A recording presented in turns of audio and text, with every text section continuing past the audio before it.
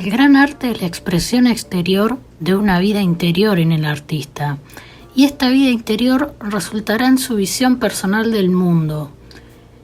Estas fueron palabras de Edward Hopper, el artista que será protagonista del episodio de Spam de hoy.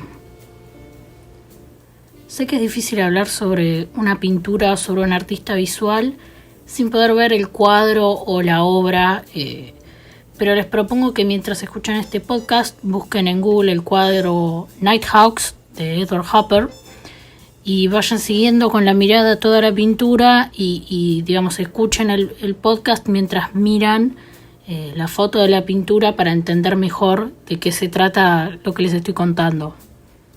El arte de Edward Hopper, es muy clásico y yo lo definiría como un realista obstinado durante el desarrollo de una gama de movimientos abstractos, ¿no?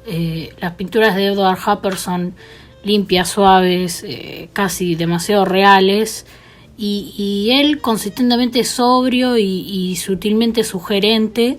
Sus pinturas invitan al espectador a contemplar toda la narrativa.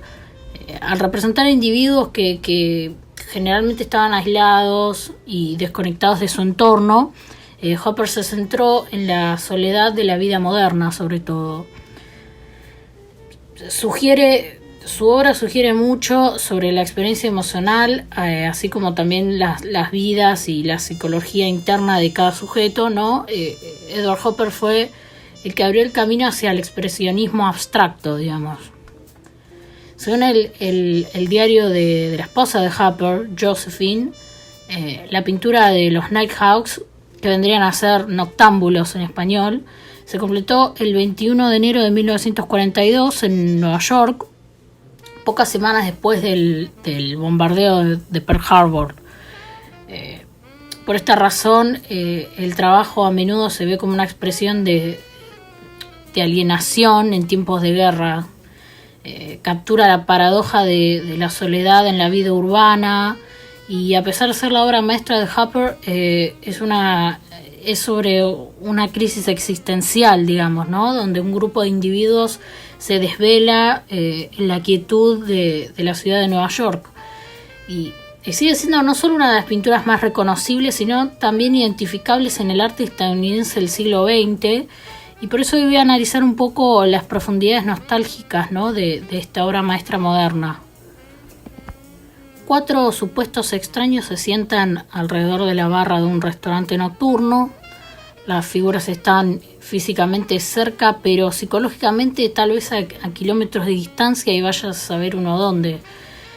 Este es uno de los principales rasgos de las pinturas de Edward Hopper, ¿no? La esencia misma de la vulnerabilidad humana expuesta en esta obra maestra, capturando sobre todo la soledad, ¿no? que es lo que consume en la vida moderna de hoy en día, ¿no? Incluso antes de que existieran los smartphones, ¿no? Porque la pintura icónica de Hopper revela nuestra incapacidad de conectarnos con lo que nos rodea ya a principios de la década de 1940, ¿no? Sobre esta pintura, sabemos que Josephine Hopper, que era la esposa de Edward, no solo modeló para la pintura, para el retrato de la mujer que está en la pintura, sino que también mantuvo un diario detallado de cada una de las obras de Hopper, ¿no? Su papel como historiadora de arte personal de Hopper puede ser incluso inspirador para el nombre detrás de la pintura, ¿no? Donde describe a uno de los hombres en la pintura como un halcón nocturno con traje oscuro, sombrero gris, banda negra, camisa azul limpia, sosteniendo un cigarrillo, ¿no? Como que hace una descripción casi literaria de lo que se ve en el cuadro. Y a pesar de la ausencia de la luz blanca de la pantalla de un teléfono, las miradas de los comensales están como vacías, ¿no? Están como, ninguno está mirando algo en particular, no se están mirando las caras, está como todo desenfocado e insatisfecho. Sobre todo la mujer está como con una expresión medio rara. Y Nighthawks describe no solo la alienación de vivir en una gran ciudad, sino también la paranoia que se apoderó de los Estados Unidos después del ataque de Pearl Harbor, ¿no? Como ya les conté antes. Y la ansiedad y el miedo que provocaba un segundo ataque, ¿no? Estaba como ahí siempre latente, siempre presente. Y el espectador, sobre todo las pinturas de Hopper, digamos, nos transforma, nos convierte en voyeurs silenciosos, digamos, mirando las expresiones congeladas de los sujetos, tratando de reconstruir su historia, tratando de pensar en qué estaba pensando, qué era lo que le pasaba, que es casi como una especie de reflejo, una especie de espejo, ¿no? Esa ventana. Y algo muy característico de este cuadro, o si bien más que característico es curioso, es que no vemos la puerta de entrada al restaurante, ¿no?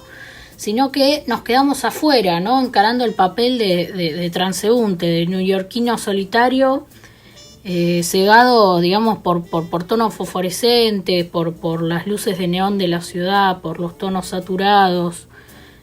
Como que nos quedamos afuera mirando. Y la composición única de Hopper permite al espectador ver a los sujetos tanto desde la vista frontal como de perfil, ¿no? Resaltando toda esta melancolía que tiene la vida nocturna en las grandes ciudades. Y la naturaleza angular de esta obra, porque no es una obra que esté de frente, o sea que nosotros veamos el plano de frente, sino que lo vemos de costado, pero entendemos bien que tiene como si fuera una visión fotográfica, como casi cinematográfica, y digamos, saca a la luz casi dolorosamente, digamos, la no interacción entre los sujetos, ¿no? Como siempre hay manos que casi se tocan, pero no se tocan, ojos que casi se encuentran pero no se encuentran, bocas que casi aparecen hablando pero que no tienen mucha, digamos, no tienen la sensualidad de un cuadro que de una persona que esté hablando, digamos. Y el entorno íntimo de Hopper encapsula perfectamente la realidad de esa época. El restaurante del cuadro, ¿no? Esa ventana, esa esquina, aparentemente se basó en uno real ubicado en Greenwich Village, aunque digamos, hay muchas idas y vueltas sobre este tema porque se dice que el local estaba ubicado entre dos calles, ¿no? Entre Greenwich Avenue y 7th Avenue South, y digamos, una vez Edward Hopper explicó que tal vez inconscientemente estaba pintando la soledad de una gran ciudad, o sea, sin darse cuenta.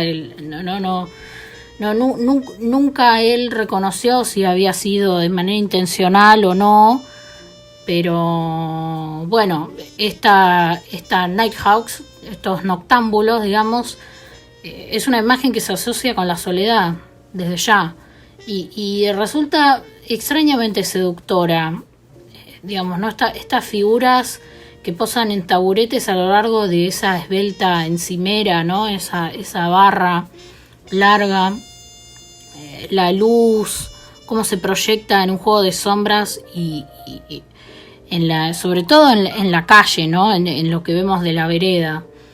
Y atrás, digamos, todo el paisaje de atrás que está como casi desierto, y solamente vemos los edificios de atrás, las ventanitas. Y bueno, esto podría resumirse en dos palabras, ¿no? Como romance melancólico. Y nada, digamos, habla sobre las infinitas posibilidades y también sobre los fracasos de la conexión entre personas. Es en muchos sentidos emblemático del estilo noir cinematográfico, que es muy característico y le ha servido a muchos artistas que influyeron en la cultura, como Alfred Hitchcock o Mark Rothko. Se ha vuelto inseparable la obra de este artista en términos de asociarlo al momento cultural que se estaba viviendo. Y bueno, había mucha ansiedad y desapego, ¿no? Era como muy desesperante todo. Y bueno, una vez Hopper, también lo voy a citar de nuevo, porque la verdad es que era muy autorreferencial a veces, pero creo que era muy acertado sobre su persona y sobre su arte, ¿no?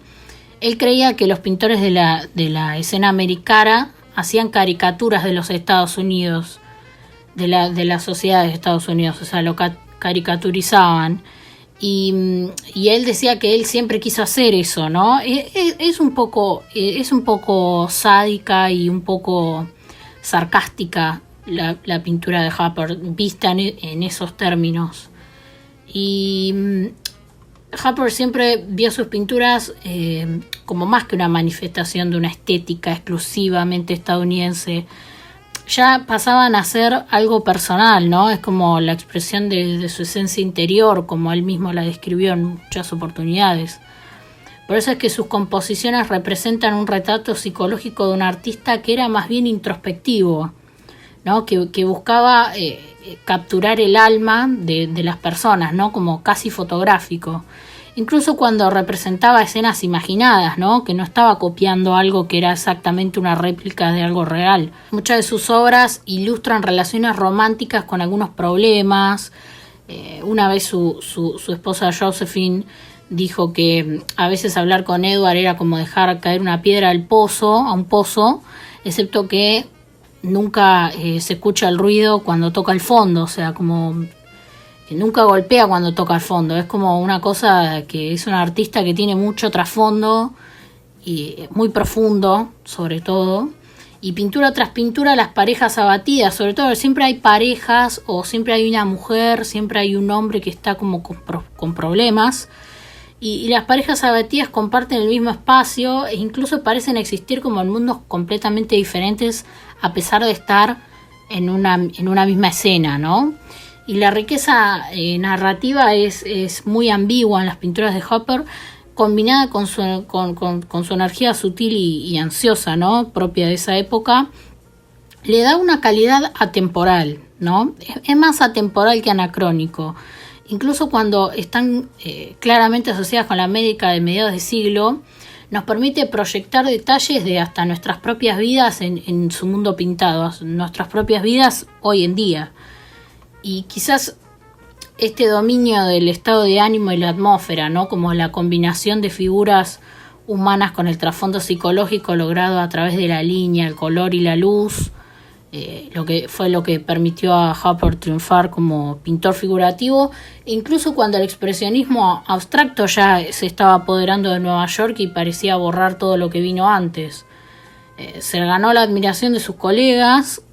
Por ejemplo, Rothko dijo que odiaba las diagonales, pero que le gustaban las que hacía Hopper. De hecho, dijo que eran las únicas que le gustaban. O sea, ya eso es algo muy, muy a destacar. Sobre Edward Hopper, podemos decir que se influyó mucho, se influenció mucho por Rembrandt, Degas, en Ámsterdam, ¿no? Con Edward Manet también. Y estas influencias fusionadas con su interés desde hace mucho tiempo, digamos, estuvo mucho tiempo influenciado por los escenarios y el cine, finalmente logra dejarlo plasmado en un lienzo, ¿no? Y al desplegar hábilmente una iluminación dramática, ¿no? Porque Hopper, digamos, pudo conjurar los complejos estados psicológicos de los sujetos, ¿no? No solamente una mujer que está decaída, sino que uno ve la pintura y toda la atmósfera es triste, capaz. En su último trabajo, llamado Intermission, que pueden buscar la imagen y verla, una mujer se sienta sola en un cine que está aparentemente vacío, ¿no? Y su mirada ausente hacia abajo se refleja en la fuerte sombra diagonal que corre a lo largo de la pared a su izquierda. El borde mismo de un escenario con cortinas es visible a la derecha del marco, ¿no? Depende del espectador imaginar si se está esperando a que la función se reanude o si es por algo que está más externo al plano de la imagen. No lo sabemos. O sea, es a criterio del espectador, ¿no? Y la quietud de la habitación y la tensión silenciosa de la escena sugieren un intermedio de otro tipo, ¿no? Como un momento entre eventos para estar solo con tus pensamientos, ¿no? Es algo muy, muy llamativo y poco común. Bueno, después para ir terminando, en su diario, Josephine describió las formas introvertidas de su esposo, ¿no? Llevaba cuenta de sus obras de arte, exposiciones y ventas, y actuó de guardián de los periodistas y críticos, premiando o como en la mayoría de los casos negándole el acceso a un artista que tenía pocas ganas de poner palabras a su trabajo, ¿no? Tenía determinación, energía y toda su complicidad, ¿no? Y ella fue un poco también al blindarlo tanto, fue construyendo como esto de la leyenda, ¿no? De algo tan misterioso, ¿no? Porque no sabemos tanto sobre su vida. Solamente, digamos, sabemos que ella fue un sujeto femenino, digamos, una figura femenina que está presente en la mayoría de sus pinturas, que facilitó y fomentó su trabajo y que contribuyó a dar forma a su imagen pública, pero era como una especie de agente la esposa de Edward Hopper, y lo cuidaba bastante. Y bueno, una de las influencias, digamos, de ella fue en construir esta imagen de misterio, ¿no? Porque un poco también es Edward Hopper es misterio, o sea, en sus pinturas no dan nada por sentado. O sea, uno ve una pintura de Edward Hopper y no ve algo que está dado en la imagen, sino que uno lo ve y como que hay algo que a mí por lo menos me gusta mucho, porque es algo que es como si fuera muy fotográfico, ¿no? Muy con escenas muy armadas, que pareciera que la persona, el protagonista de la escena, está posando. Ya sea, el protagonista puede ser cualquier cosa, puede ser desde una estación de servicio, desde los surtidores de una estación de servicio, hasta una mujer saliendo de las cortinas de un escenario. O sea, puede ser realmente cualquier cosa, y eso es muy difícil de lograr. La fascinación de Hopper por el universo cinematográfico es de sobra conocida y analizada desde hace ya unos años, desde todas las disciplinas. Es algo interdisciplinar. Hopper era un cinéfilo confeso que iba a las salas de cine a ver los estrenos todas las semanas, especialmente cuando no le salía a pintar, o sea, cuando estaba atravesando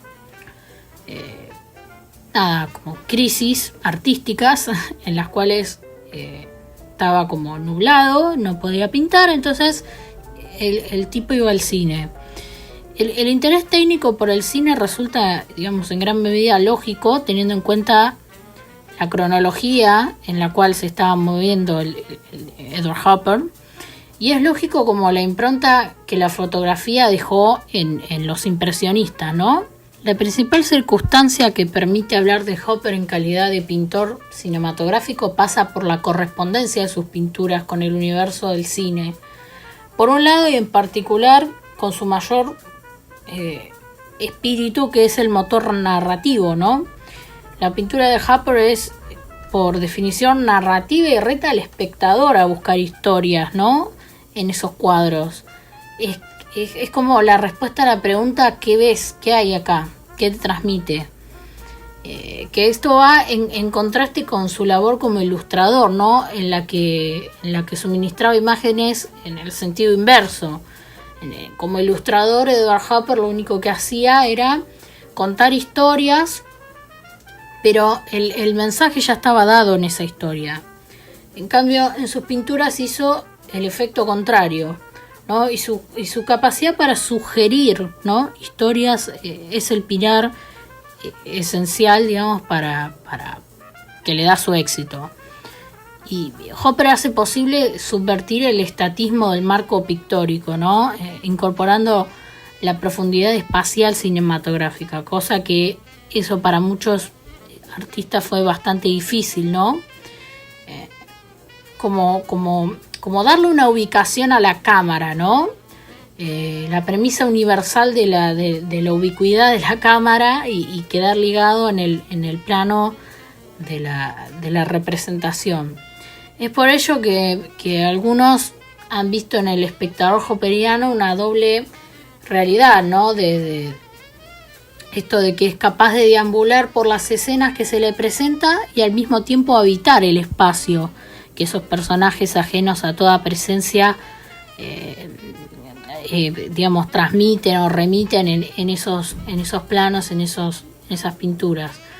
Digamos, la identificación más precisa se realiza con el voyeurismo por la propia concepción del marco pictórico, ¿no? Digamos, a Hopper no le interesa que el espectador transite un espacio que resulta abarcable en un simple vistazo, sino que hace que la obra sea más compleja, ¿no? Y es cierto que la perspectiva es a la vez integradora y fronteriza, pero precisamente por la esencia argumental de su obra, los espacios de Hopper operan como trasunto como trasfondo, ¿no? de una pantalla cinematográfica, ¿no? Y equivalen a lo que retrata Hitchcock en La ventana indiscreta, ¿no? Como reflexiones sobre la propia esencia del cine. En definitiva, nuestra posición ante un cuadro o una pantalla cobra más protagonismo que el contenido observado. Y digamos, los límites de la identificación se trastocan, se hipertrofian, ¿no? Como que se tocan demasiado, y el relato cinematográfico clásico trasciende la frontera visual y física del marco plástico, ¿no? Que es lo que tiene Hopper. Para cerrar este episodio, recomiendo ver La ventana indiscreta, porque es una película donde, digamos, se construye teóricamente una reflexión sobre la artificialidad del cine, ¿no? En tanto en cuanto reproduce una historia que no puede coexistir sino como universo observable por el espectador, ¿no? Puede ser extrapolable a la cualidad de espectador como voyeur, sí, pero somos, digamos, todos voyeurs, somos nosotros los espectadores mirones por definición de las vidas de las personas, ya sea en la vida real o en el cine. Digamos, la intrusión en la privacidad es en ambos casos, tanto en Hopper como en Hitchcock, un caso, digamos, estimulante, pero creo que no hay arrepentimiento ni tampoco vergüenza, ¿no? Creo que es algo que está blanqueado en ambos casos, que uno lo ve porque le gusta ver eso. Qué sé yo, es como la fotografía urbana.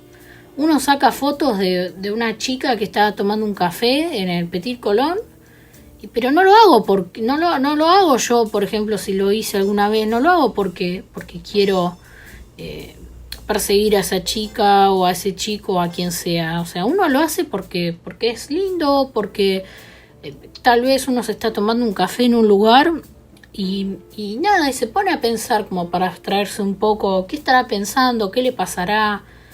Tal vez esa persona en ese lugar en particular tiene una expresión diferente que en cualquier otra situación de la vida.